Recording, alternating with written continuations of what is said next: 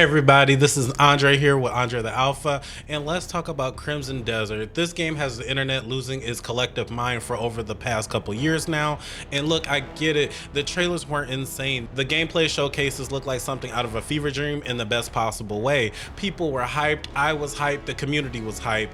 This was supposed to be the game, the open world action RPG that came out of nowhere and knocked everybody flat.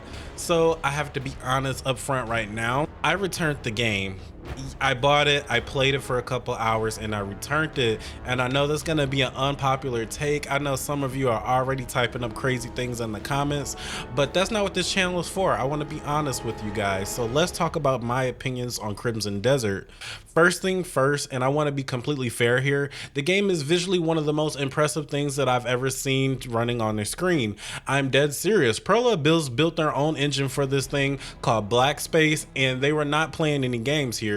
No pun intended. The draw distances are borderline absurd. We're talking about looking off of a cliff and seeing a city way out of the distance, fully rendered, fully detailed, and not a painted backdrop. An actual place that you can ride off to and experiment with. The weather system, the way the light moves through the fog, the way the trees bend in the wind, the way the shadows drift as the day turns into night, it all feels alive in a way that very few games can pull off. Prywell, the world that you're exploring is generally beautiful. I'm not going to sit here and pretend otherwise. If you took a screenshot of this game and showed it to someone who didn't know anything about it, they would not believe it was a real-time gameplay. It's something that looks that amazing. There's moments of riding through the landscape where you just stop and think, okay, Pearl Abyss built something technically remarkable here. This is not up for debate at any means. The world is massive and just completely enormous here. We're talking about multiple biodomes, different regions with different vibes, cities, towns, caves, dungeons, ruins, dungeons inside of ruins. There's no shortage of stuff in Crimson Desert world. On paper, it should be everything, and that's what makes it so frustrating for me personally to talk about. But the shell of the game is generally impressive. The problem is what's inside the shell for me. Let me start with the thing that kind of pushed me off of the edge and eventually fell off of it, which is the controls. I've played a lot of complex games. I play games with deep system, games that take time to understand, games that feel overwhelmingly at first and then they click.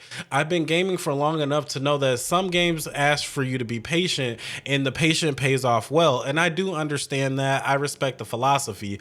But Crimson Desert control scheme is something else entirely, and I don't mean that as a compliment. From the jump, the game is throwing inputs at you constantly, and not just here, this is how you attack, this is how you dodge.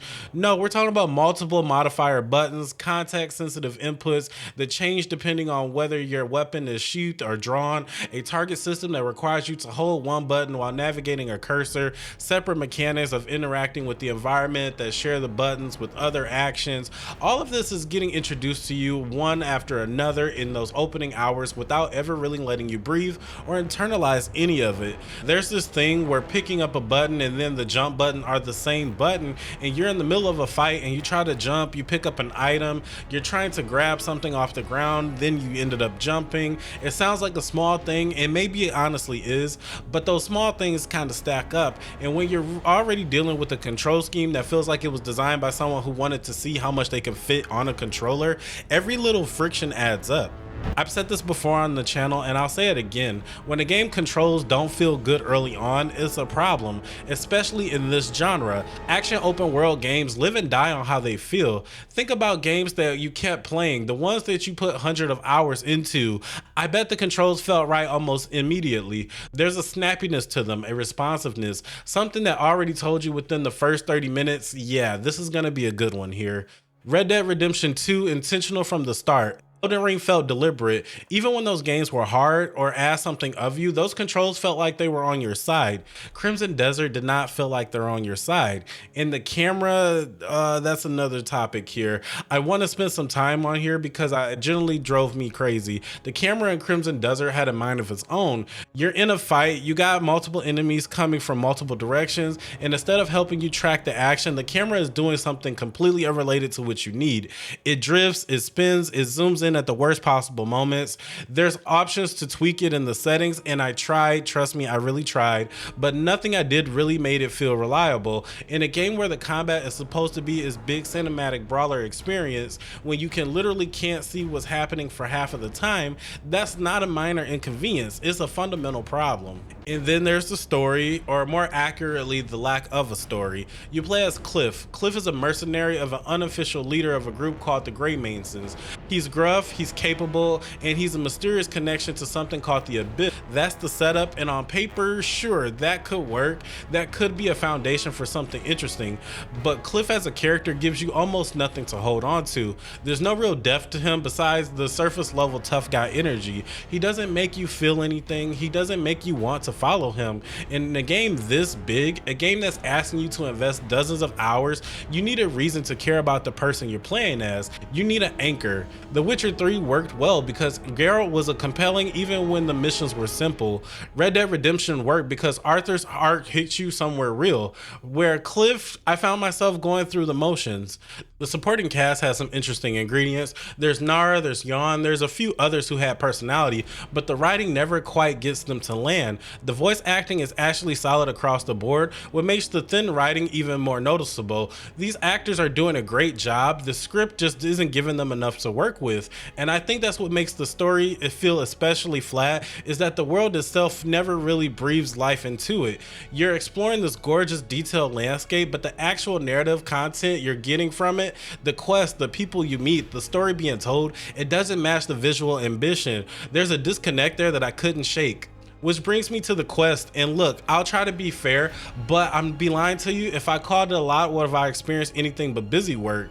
Festquetch, go here, collect this, bring it back, follow this NPC to a place where the enemies appear, clear out the camp, take down the boss inside. Some of these have fully voiced cutscenes and the performances were good, but the actual task is find this lost cow, retrieve this stolen cart. I'm not actually excited regardless of how earnest the delivery is. Now, I'll give it fair credit where credit is due. Powell as a space has some generally interesting things scattered through it. There's caves with actual discovery moments. There are boss encounters tucked away in places that you didn't expect. Some of the world's details, when you slow down and look at them, telling interesting micro stories about the places you're passing through. There's something there, the foundation that could support really compelling exploration content. But so much of what's filling the passive map is kind of the content that the open world games have been doing for over a decade. And I think when you ask people to engage with the control scheme that's this demanding, with the cut scheme that's this erratic, and you're delivering a lot of familiar open world busy work, the goodwill drains really fast. So next, let me talk about the skill tree and the progression for a second, because I think this is one of the generally interesting things about the game, and also one of the most illustrative examples of what makes Crimson Desert such a mixed experience. The skill tree in this game is wild. There are abilities in this thing that looks absolutely insane. As you progress and unlock more of the trees, you start seeing what Cliff is capable of. Choke slams, mystical finishers, full-on superhero things, and the combat does have potential, real potential. When I watched what a fully built out character could do, I understand why people fell in love with this game. The brawler fantasies of throwing enemies through wall and chaining together these massive combo strings, that looks generally fun.